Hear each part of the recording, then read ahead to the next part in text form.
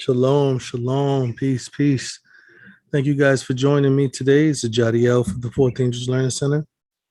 And today's Q&A was an emphasis on the name Emmanuel. I know that there's many people now who's coming up to the conclusion of Yah having a different name or Yahushua having a different name. And one of the aspects of that question rising up is because it says his name shall be Emmanuel. So what we're gonna do is we're gonna examine that that portion of scripture to see what it was talking about and see if there's other portions of scripture that actually make those same statements or same declarations, so to speak, and what those actually mean. So let me share my screen. Let's go to the verses. So one of the indicators is from Matthew chapter 1. Now, Matthew chapter 1, we see an indicator of the angel coming to Joseph, right? And it says in verse 20, let me move this real quick.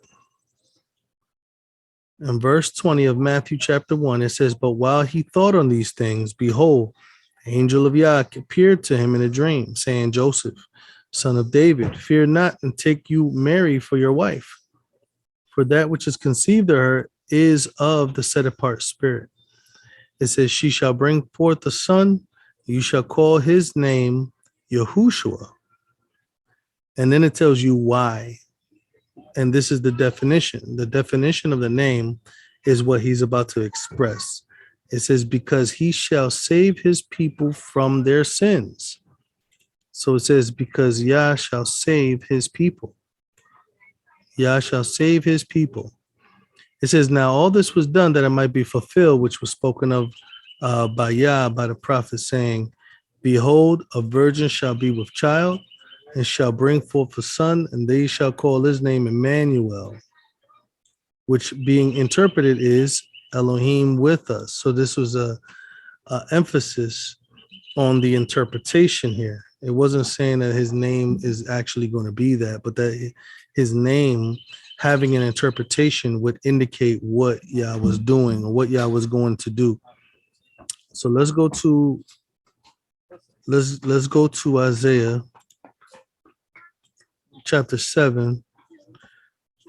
So look at what happened, right? In verse 13 and 14, it says, and he said, hear ye now, O house of David, it is a small thing for you to weary man, but will you weary my Elohim also? Therefore, Yah himself shall give you a sign. Behold, a woman or a maiden ready to marry, shall conceive and bear a son, and you shall call his name Emmanuel. See that? So you shall call his name Emmanuel. And then it says, butter and honey shall he eat, and he shall know to refuse the evil and choose Elohim and choose good.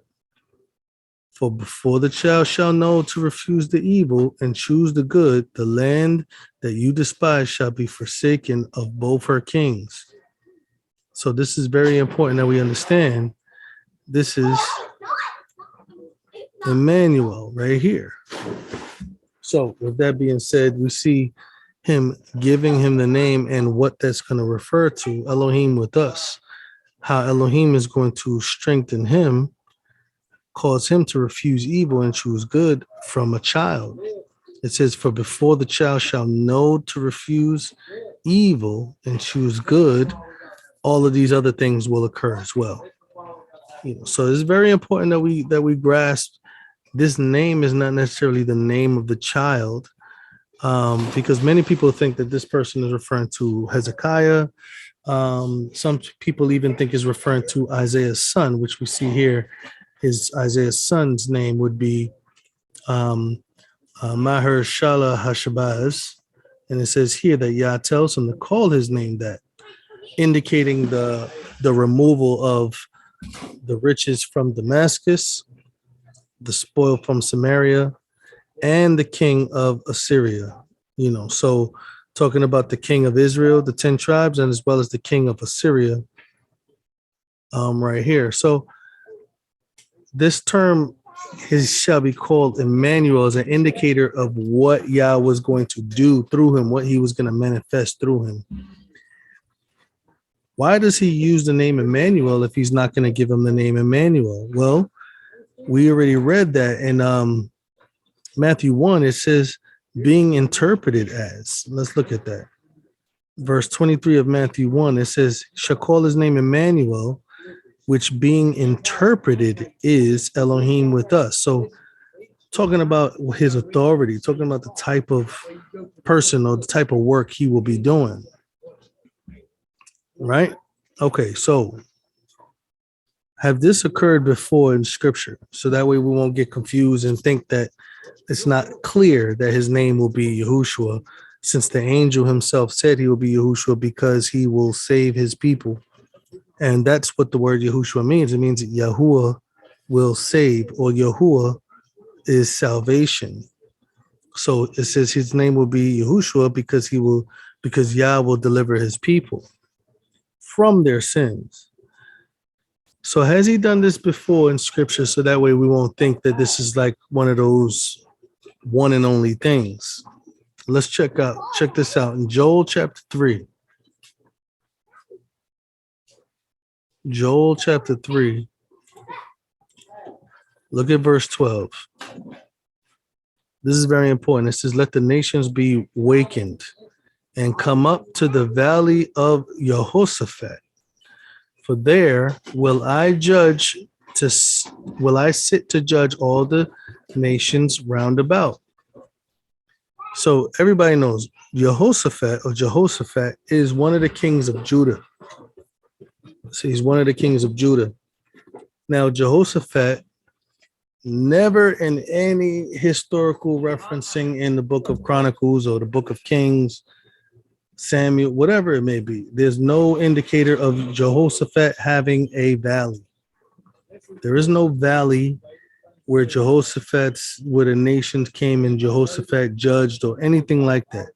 So why is it referring to it as the valley of Jehoshaphat? Well, it says because there will Yahuwah sit to judge all the nations that surround them. So what's the word Jehoshaphat means? The word Shaphat means judge. And the first part of his name, Yahuwah, is Yahuwah, is a short version of Yahuwah. So it says Yahuwah will judge. That's what Jehoshaphat's name means.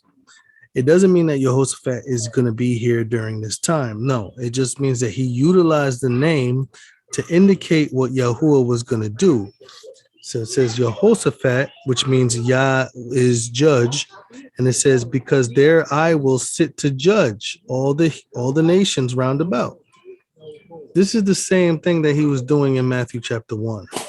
In Matthew chapter 1, it says he called his name Emmanuel, which is interpreted as Elohim with us.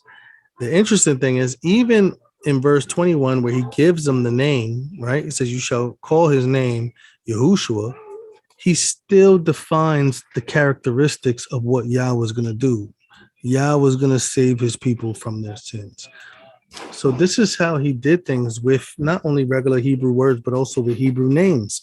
The Hebrew names that he was giving were indicators of what Yah was going to do through these people, or what Yah was going to do by himself. Just because he said referred to the name doesn't mean he was going to call his actual pronounced name, Emmanuel. It was just saying what was he going to manifest to everyone around him in that area.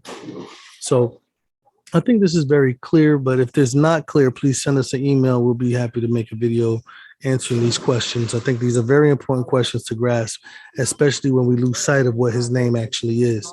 So praise Yah. We hope you guys have a blessed day, and shalom, everyone. Shalom, shalom. Thank you guys for joining our study today. I hope that it was edifying. And if you want to support this ministry, you can support us on 4alc.com. And don't forget to subscribe to this YouTube page. Click the like button and the notification bell. I hope to see you guys on the next study. Shalom, guys.